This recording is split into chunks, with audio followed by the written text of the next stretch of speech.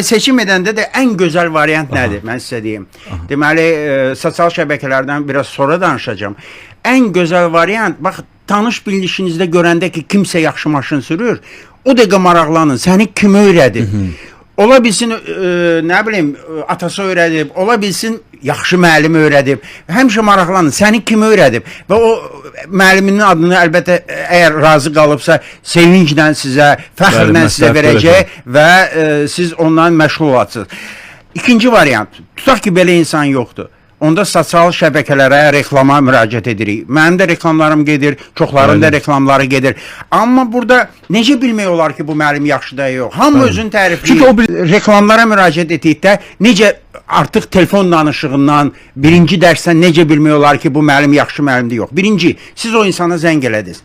Əgər o insan telefonda sizə informasiya verəndə konkret, səlis, dəqiq danışa bilmirsə, belə danışırsa, bilin, sizin dərsləriniz də başdan mıdan ibarət olacaq. Əmin danışmırsa, deməli.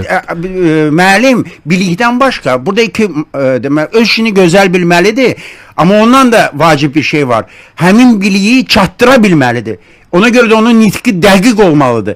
Yalnız yolda bilirsiniz ki, situasiya hər an dəyişir. Konkret, elə bil ki, komandalar olmalıdır. Ona görə birinci telefon danışığına fikir verirsiniz ki, necə danışır, maraqlıdırmı işinə, yoxsa monoton danışır. Yəni ki, əgər belə bir ki, maraqsız münasibət bəsləyirsə sizin zənginizə, onda yəqin ki, də yaxşı məşğul olmayacaq. Amma elləri var ki, o qədər də yaxşı müəllimdir, amma gözəl danışıq qabiliyyətinə malikdir.